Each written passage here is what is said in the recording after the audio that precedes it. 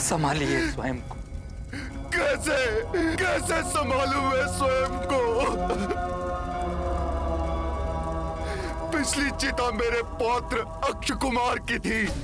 उसी समय मुझे आशंका हो गई थी कि अगली चिता मेरे किसी न किसी पुत्र की ही होगी, किंतु वो पुत्र मेरा ये महाबली कुंभकर्ण होगा, इसकी तो मैंने कल्पना तक नहीं की थी। विभीषण, तुमने यहाँ आने का दुस्साहस कैसे किया? अभी इसी क्षण चले जाओ यहाँ से, अन्यथा एक भाई के साथ ही दूसरे भाई की भी मृत्यु शैया अविलंब सज्जित कर दूंगा मैं।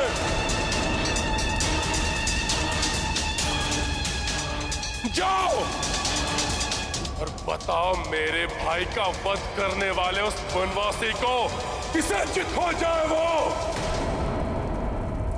रावण के महाकोप का सामना करने के लिए।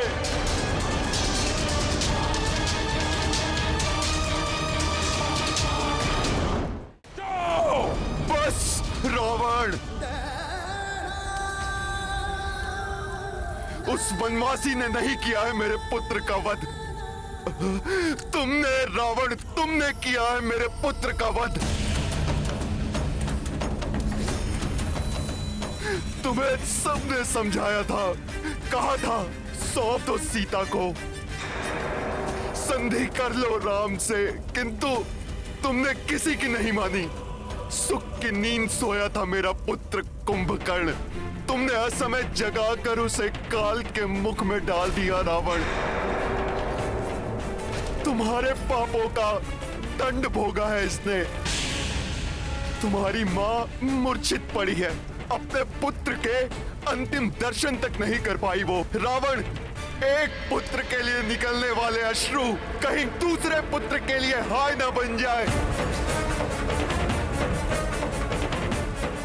महाज्ञानी होना तुम रावण, इतना तो ज्ञान होगा ही तुम्हें कि एक माता पिता के संतप्त हृदय से निकली हुई हाय सर्वनाश कर सकती है।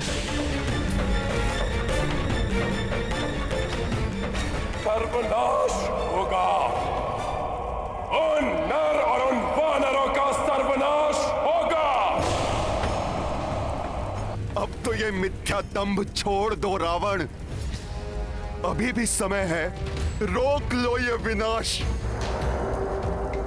इस युद्ध विराम के अवसर का लाभ उठाकर जाओ और श्री राम से क्षमा मांगकर सीता को ससम्मान सौंप दो। महाराज लंकेश, एक अशुभ समाचार है। राजकुमार निरांतक वानरों का नाश करते हुए तीव्रता से वानर राज सुग्रीव की ओर बढ़ रहे थे, किंतु अंगद से हुई मुठभेड़ में वो वीर गति को प्राप्त हो गए।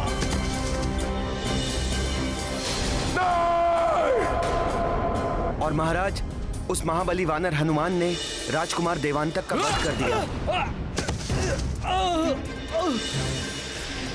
और महाराज, महोदर और महापार्श्व नल और नील के हाथों मृत्यु को प्राप्त हो गए।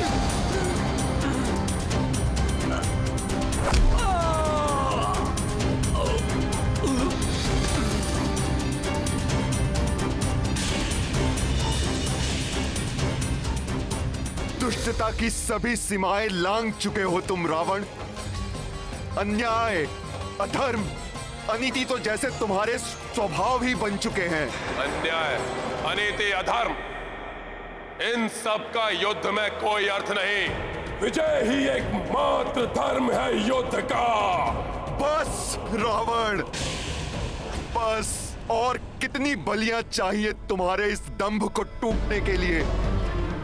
अपने एक पुत्र और एक भाई के पश्चात नरांतक, देवांतक, महोदर और महापार्श्व भी तुम्हारी इस दंभ की भेंट चढ़ चुके हैं। क्या तुम्हें अब भी समझ में नहीं आया कि किस महाकाल से शत्रुता मोल ली है तुमने? महाकाल का भी काल है ये रावण।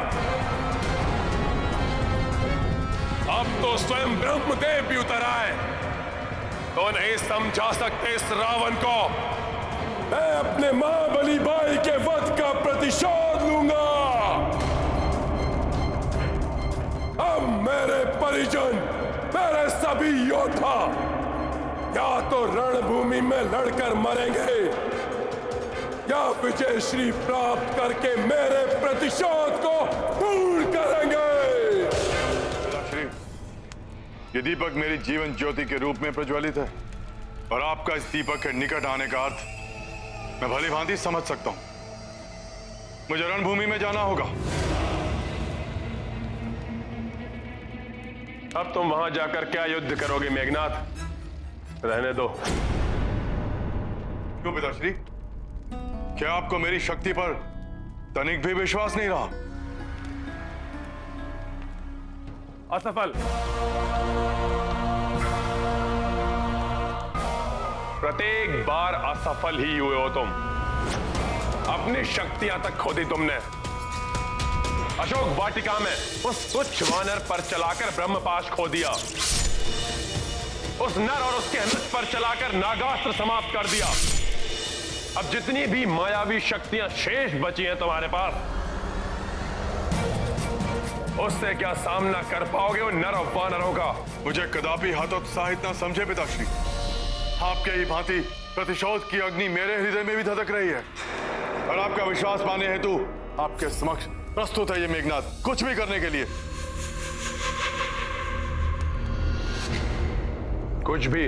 हाँ पिताश्री, कुछ भी, जिससे आपको प्रसन्नता हो।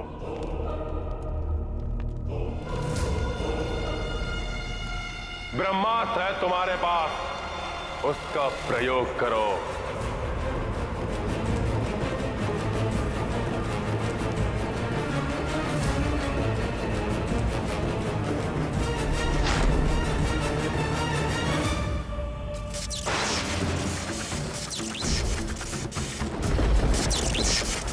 यदि मैंने ब्रह्मास्त्र का प्रयोग किया तो सर्वप्रथम यह अंतरिक्ष की ओर जाएगा, जहां 9 ग्रहों के संपर्क में आकर यह ब्रह्मास्त्र और भी अधिक घातक व शक्तिशाली अस्त्र बन जाएगा। तत्पश्चात धरती की ओर तीव्र गति से लौटने वाला यही शक्तिशाली ब्रह्मास्त्र धरती से टकराकर महाविनाश मचा देगा।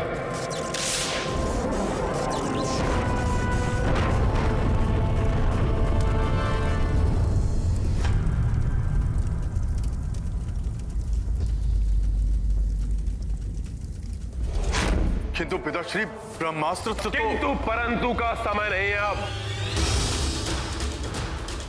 मैं ब्रह्मास्त्र नहीं चला सकता, किंतु तुमने इसे सिद्ध किया है। ये महास्त्र एक बार में ही हमारी पराजय को विजय में परिवर्तित कर सकता है। तुम इसका संधान करो, चला दो नरों वानरों पर, इससे सब एक साथ समाप्त हो जाएं। एक बार में ही सब यमलोक पहुंच जाएं और हमारी विजय हो जाए। रावण ने युद्ध विराम तोड़ा है। युद्ध के नियम और नीति का उन राक्षसों के लिए कोई अर्थ नहीं है। वो पुनः किसी भी समय आक्रमण कर सकते हैं। अब मात्र रावण और मेघनाद ही शेष हैं पूरी राक्षस सेना में। अतः हमें पूर्णतया सज्जित और सतर्क रहना होगा।